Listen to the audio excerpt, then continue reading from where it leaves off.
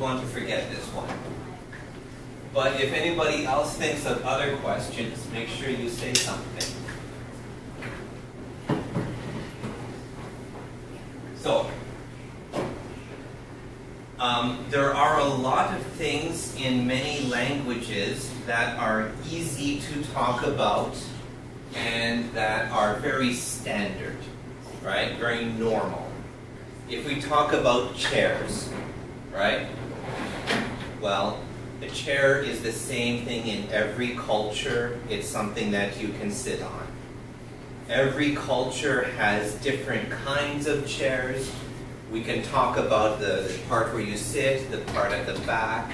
We have questions like, do you sit on a chair or in a chair, right? 每个语言可以这样子, right? And if you start to understand it, it's fairly easy in most languages. But some things like food can be very difficult because, for one thing, a lot of our words for food are related to family use, right? My family calls it this, your family calls it something else, right? Because this is how my mother makes it, and that's how your mother makes it. A lot of times, Chinese food is very hard to name in English because we look at it and we try to describe it. That's like 蚵仔煎, right? How can we describe that in English? When I first came to Taiwan, 臭豆腐, 简单, stinky tofu, right? Pearl milk tea, 简单, 没问题. Beef soup, noodle soup, beef noodle, 都简单的. But 蚵仔煎, the best thing we came up with was egg, oyster, goop. Yeah. Goop is, you know, like, you know when you have something like Jello, right? Right? Something like that. But it's not really hard. It's kind of half water and half hard. And you try to pick it up with your chopsticks and kind of, you know, yeah, that's goop. Because with 蚵仔煎, you have that pink sauce on it, right? 真好吃, that's it. That means it's right? It's hard to name something like that. You already have a name. For some things in English, it's hard to name them in Chinese. So when it comes to things like food, sometimes the hard part is just a name that says what it is without telling you every piece of food that's in that recipe, right? If we start calling it, you know, egg and mushroom and cauliflower and bean sprout omelet, you know, 如果它的名字太长, that's 没有用的, right? But there's food problems, and then there's things like love. When we talk about things about relationships, right? There are a lot of things that are taboo. Taboo, those are things where if we talk about them, it makes people uncomfortable, right? So we have a lot of different ways to show those ideas. Like, right? Right? Yeah, we don't like to say that, right? Those are words that we don't want to say because, you know, it's bad luck or it makes us feel bad. So what we have is euphemisms. Okay? A euphemism is the word "you" here, this part, means good. A euphemism is a good or nice way to say something that sometimes is not a happy or comfortable idea. So anything involving your body, right? 洗手间. You don't go to the 洗手间 just to wash your hands, right? I actually learned this one the hard way. I was with my family, and my father-in-law asked me if I knew, you know, 他说洗手间在哪里? And I saw a place to wash hands. So I told him, oh, 那边可以洗手. And so he went over there, and he came back, he was really, because he needed to go to the bathroom. 但是他说的是洗手间. So that's when I learned, so 你说的洗手间是意思说厕所, right? And we do that with a lot of things. So, love is one of them. In English, people today can use the word love for anything.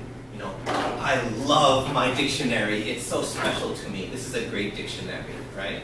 We can use love all the time. So our problem is, I can say, I love my students. You guys are awesome. You ask questions. I love my students. But in some cultures, in some languages, if we say, I love my students, that means something more, right? Incidentally, lover is not what you think it is. This one, don't use in English. 不是爱人. It's not someone that you care about. A lover is someone that you make love with. Sex. Alright? That's the only meaning it has. Your lover is the person you have sex with. So, don't use this word. Unless that's what you mean, right? So those are the things we need to be careful about. So, when you want to say that you really love somebody, and you don't want to just say, oh, I love that guy, he's awesome. Like when I say, I love my wife, how can we show the difference with love? Well, how do you do it in Chinese? 中文没有很多用这个字爱, right? You don't hear it a lot. So you use 喜欢 a lot, right? 但是可以说我喜欢这个字典，它真的很棒。但是如果说我喜欢你，我真的喜欢你 ，right? 是不一样 right? So a large part of that is right? The way you say it, it's not the words. It's how you express it, the way you look at somebody. So, saying this is the same thing. I love you. You saved my life. I love this dictionary. Oh, I love my students. You guys are awesome. I love you. There's a lot of different things you can put into your voice. Now, what about other problems that we can have here? 最重要的问题就是问题, right? The important things are not how do you do it right. The important things are how do you not do it wrong. You don't want to do it the wrong way because then it's embarrassing, right? So, have you ever had any problems with these words? 还是有看过有电影还是电视里面有故事这个问题吗? People that want to say, they want to share their love, but they don't know how. 是说的，有没有看过？有没有听过? No? I mean, half of everything on TV is about love.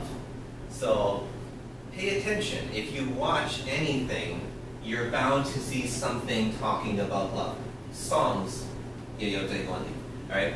About half of all of the songs in the world, they've done counts, they've studied this.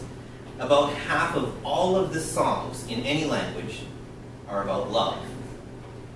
So, there are a lot of people who want to say, I love you, but they don't know how, or they say it wrong, right? So if you look for some problems, then we have questions to ask, right? Now, one more part to this. Taiwan 的跟 Singapore 跟 Hong Kong 跟大陆的说 I love you 都不一样，对不对? Even in Chinese, the way you say things like 我喜欢你 are going to be different in different places. you guys, anybody here use